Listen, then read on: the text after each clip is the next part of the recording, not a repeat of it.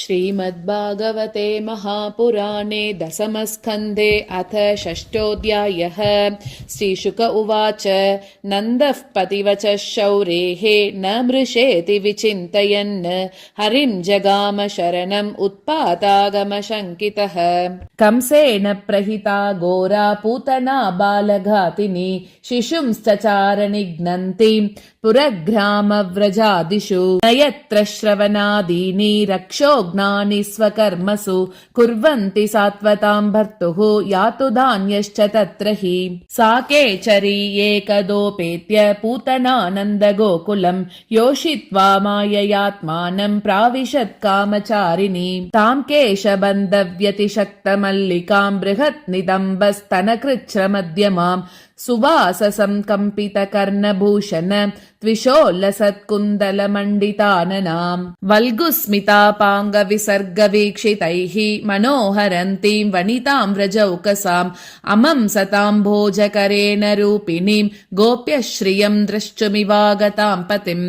बालग्रहस्तत्र विचिन्वती शिशून् यदृच्छयानन्दगृहे सदन्तकं बालं प्रतिच्छन्न निजोरुतेजसं ददर्श तल्पे अग्निमिवाहितम्बसि। विबुध्यतां बालकमारिकाग्रहं चराचरात्मा स निमीलिते क्षणः अनन्तमारोपयदङ्गमन्तकं यतोरगं सुप्तमबुद्धिरज्जुतीः। तां तीक्ष्णचित्तामतिवामचेष्टितां वीक्ष्यान्तराकोशपरिच्छदासिवत् वरस्त्रियं तत्प्रभया च दर्शिते निरीक्षमाने जननी ह्यतिष्ठताम्। सा मुञ्चालमिति प्रभाषिणी निष्पीड्यमाना किल जीवमर्मणि विवृत्य नेत्रे चरणौ भुजौ मुहुः प्रस्विन्न गात्रा क्षिपतिरुरोदः तस्यास्वनेनादिगभीररंहसा साद्रिर्महीध्यौश्च चचालसग्रह रसादिशश्च प्रतिनेदिरे जनाः पेतुक्षितौ वज्रनिपातशङ्कया निशाचरीतं व्यतितस्तनाव्यसुः व्यादाय केशान् चरणौ भुजावपि प्रसार्य गोष्ठे निजरूपमास्थिता वज्राहतो वृत्र इवापतत् नृप पतमानोऽपि तद्देह त्रिगव्यूत्यन्तरद्रुमान् चूर्णयामास राजेन्द्र महदासीत् तदद्भुतम्। ईशामात्रोग्रदंष्ट्रास्यम् गिरिकन्दरनासिकम् गण्डशैलस्तनम् रौद्रम् प्रकीर्णारुणमूर्धजम् अन्धकूपगभीराक्षम् पुलिनारोह भीषणम् बद्धसेतुभुजोर्वङ्घ्रि शून्यतो यः ह्रदोदरम् तन्तत्र सुस्म तद्वीक्ष्य गोपा गोप्यः कलेवरम् पूर्वं तु तन्निस्वनित भिन्न हृत्कर्णमस्तकाः बालं च तस्या उरसि क्रीडन्तम् अकुतो भयम् गोप्यस्तूर्णं समप्येत्य जगृहुर्जात सम्भ्रमाः यशोदारोहिणीभ्यां ताः समं बालस्य सर्वतः रक्षां विदधिरे सम्यग् गोपुच्छभ्रमणादिभिः गोमूत्रेण स्नापयित्वा पुनर्गोरजसार्भकम् रक्षां चक्रुश्च शकृता द्वादशाङ्गेषु नामभिः गोप्यः संस्पृष्ट सलिला अङ्गेषु करयोः पृथक् न्यस्यात्मनि अत बालस्य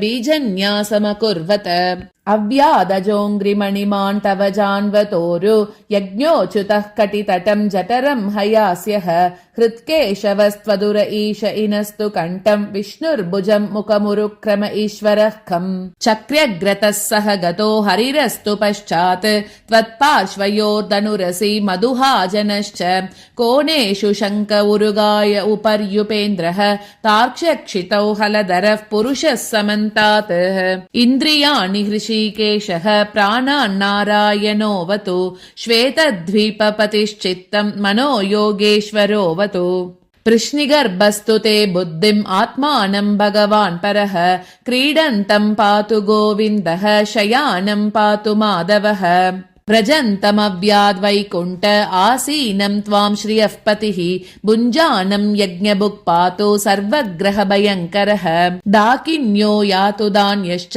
कूष्माण्डा ये अर्भकग्रहाः भूतप्रेतपिशाचाश्च यक्षरक्षो विनायकाः कोटरा रेवती ज्येष्ठा पूतना मातृकादयः उन्मादा ये हि अपस्मारा देहप्राणेन्द्रियद्रुहः स्वप्नदृश्चा महोत्पाता वृद्धबालग्रहाश्च ये सर्वे नश्यन्तु ते विष्णोः नामग्रहणभीरवः।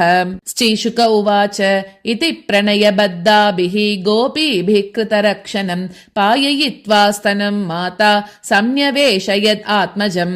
तावत् नन्दादयो गोपा मथुराया व्रजम् गताः विलोक्य पूतना देहम् बभूवुरतिविस्मिताः।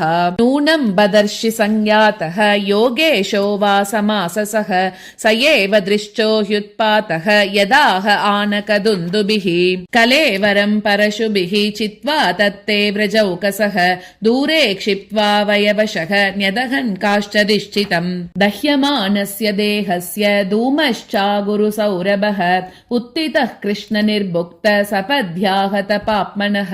पूतनालोकबालग्नि राक्षसी रुदिराशना जिगांसयापि हरये स्तनम् दत्त्वापसद्गतिम्। किं पुनः श्रद्धया भक्त्या कृष्णाय परमात्मने यच्छन् प्रियतमम् किं नु रक्तास्तन्मातरो यता। पद्भ्याम् भक्तहृदिस्ताभ्याम् वन्द्याभ्याम् लोकवन्दितैः अङ्गम् यस्या समाक्रम्य भगवान् अपि भत्स्तनम्।